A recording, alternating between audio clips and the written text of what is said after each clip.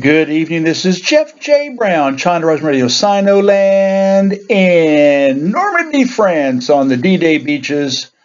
And you can see out the window over here, it's almost dusk. The sun is setting across the channel, and so this is a dark one.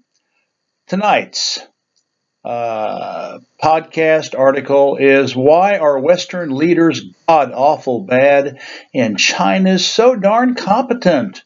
Part 2. Pictured above, my Sun Yat-Sen hat I wear, to which I have pinned the iconic Mao Zedong silhouette badge. Below his bust is his famous mantra, quote, "Serve the people," end of quote, written in his very recognizable calligraphic style. Many people do not notice, but on the back is the millennial governance motto, quote, "Preserve the peace," end of quote. Walking around the streets and in buildings here, of course I mean China, you can see Mao's famous calligraphic chant all over the place. Nothing has changed about governance in China for 5,000 years.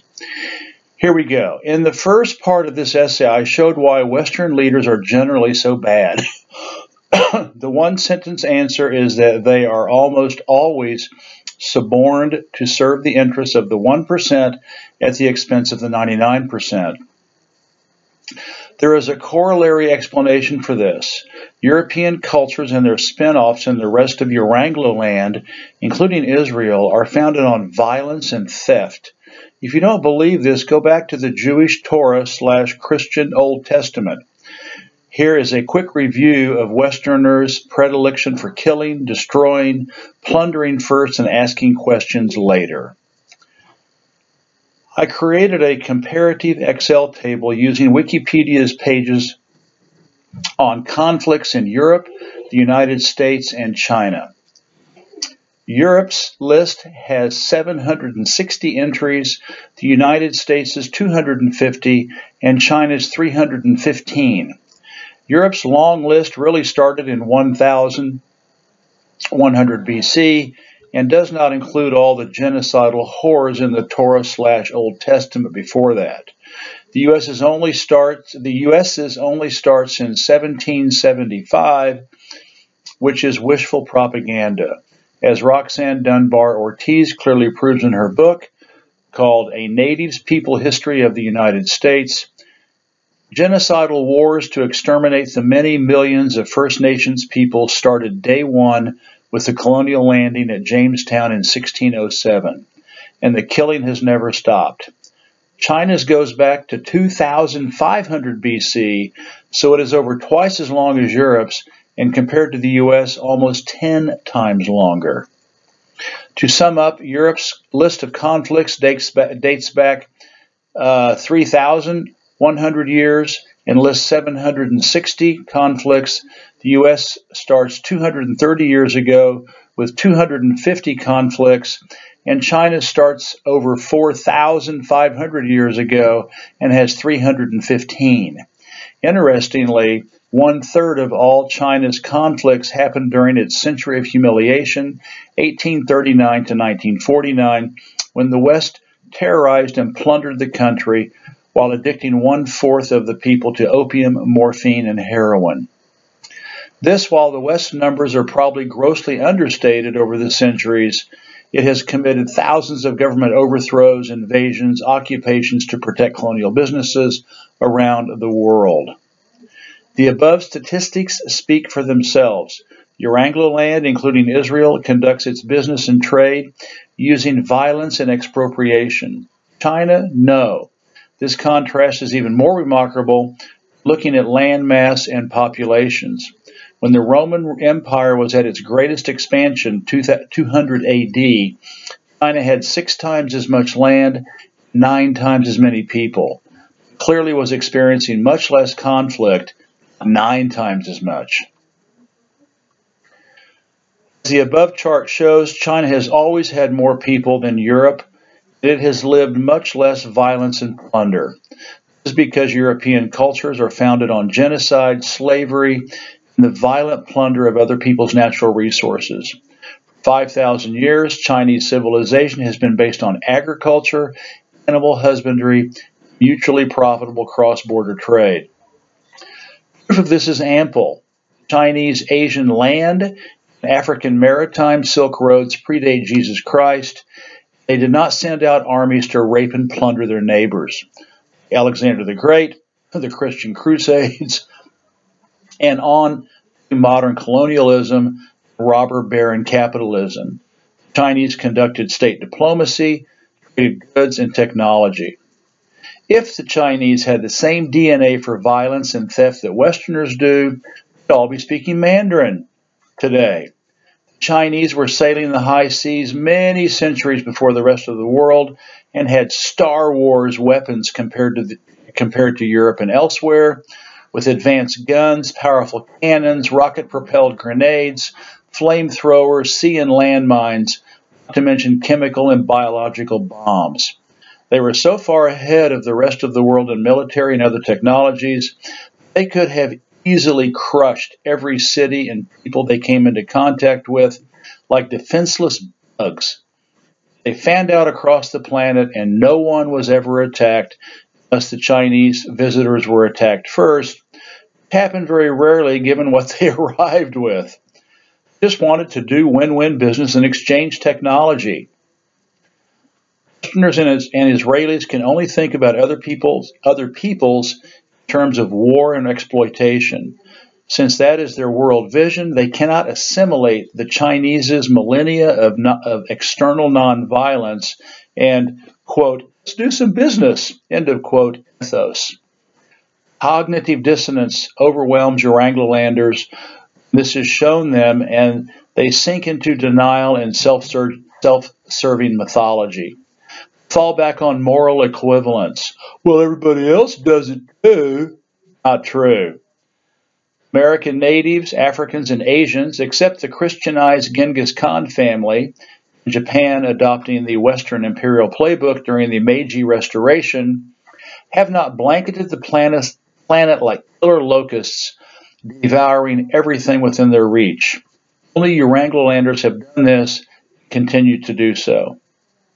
The concept of Chinese governance and international trade goes back millennia with the Confucius, Taoist, Buddhist concept of Zen, spelled R-E-N, which means forbearance, relenting, and retreating. You'll never begin to understand how and why the Chinese live and work until you wrap your head around Zen. Zen is also the Chinese foundation for governing the country, leading the people. I highly recommend taking a few minutes, read/listen/watch these articles. Great governments in China are the ones that have and continue to work for the 99% first, second, and third, maintaining social harmony, economic prosperity, securing the country's borders, avoiding war at all cost. Avoiding war and running a lean administration meant being able to keep taxes low in the form of grain sent to government storehouses for redistribution during droughts, so the masses had enough to eat well and sell their surplus themselves to buy household goods.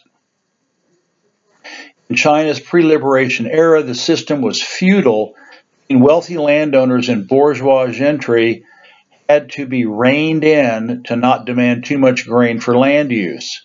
Thus, China's leaders were also expected to protect the 99% from local exploitation. This, of course, did not always happen. There were many regional conflicts, and if national or local government authority weakened or was corrupt, landlords could plunder the peasants as well as become warlords in their areas. Warlords on the loose were often a harbinger of a Chinese government that had lost its heavenly mandate. Democracy in Chinese is very responsive to the 99%'s needs.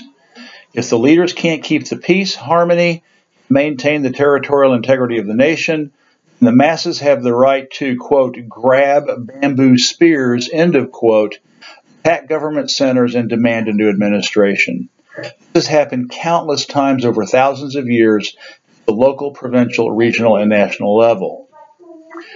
Maybe now you can have a little appreciation for why Chinese civilization has always had, quote, big government, from the dynastic center down to the local villages.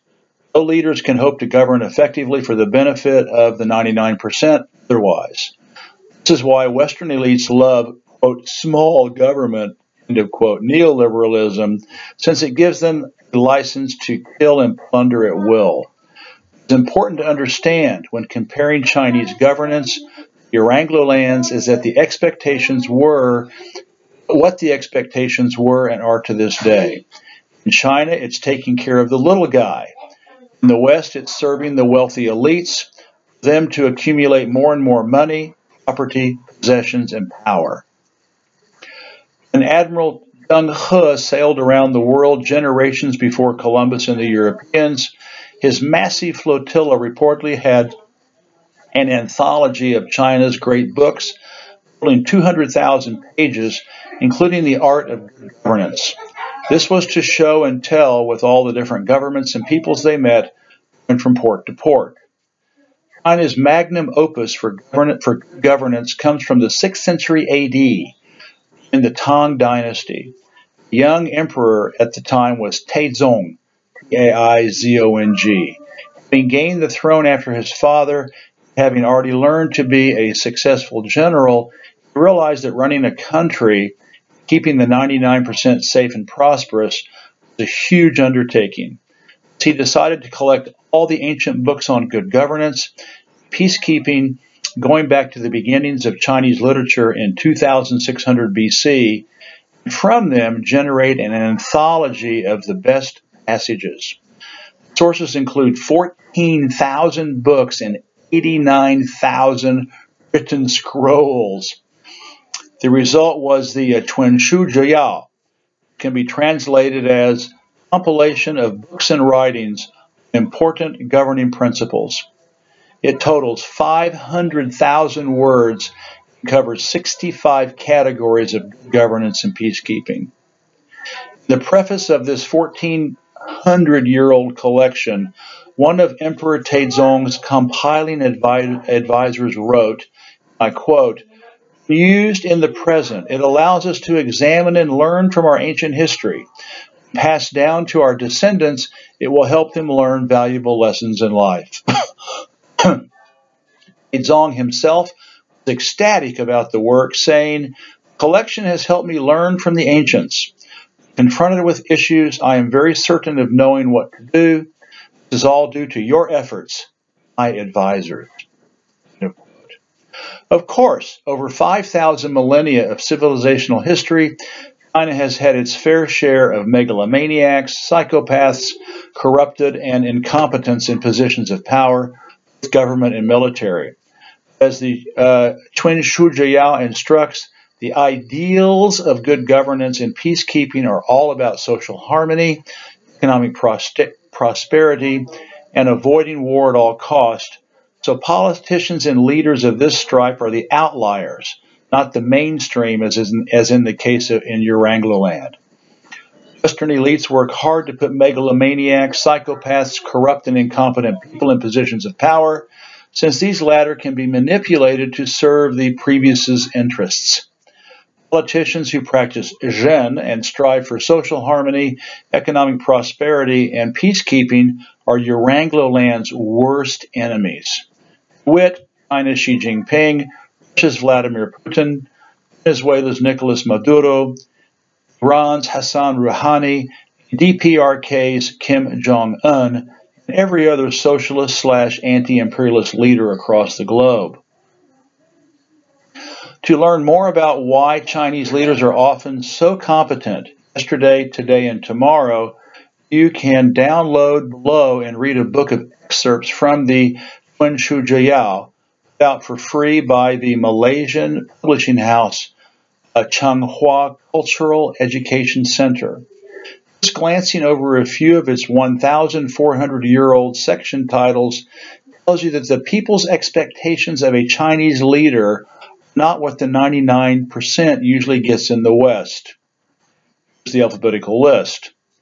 Careful of military actions. Frugal and diligent. respectful of the Tao, sincere and trustworthy, benevolence and righteousness, caring about the people, character building, correcting our own mistakes, emulate good deeds, exercising caution from beginning to end, formation of cliques, guard against greed, heeding troubling signs, human sentiments, magnanimity, paramount impartiality, propriety in music, refrain from anger, talents and virtues, the livelihood of the people, and uphold integrity. Mao Zedong's famous mottos were, "Serve the people," and "Preserve the peace." Mao did exactly that for 1/4 of the human race, and was simply living up to the expectations that the Chinese 99% have had for their leaders going back 5,000 years.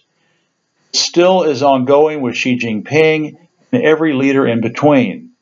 Your Anglo-landers cannot count themselves so lucky in the quality of their leaders and integrity of their governance. This is Jeff J. Brown signing out from the D-Day beaches in Normandy, France, Armanche-les-Bains, the little town we live in. Have a wonderful night. Bye-bye.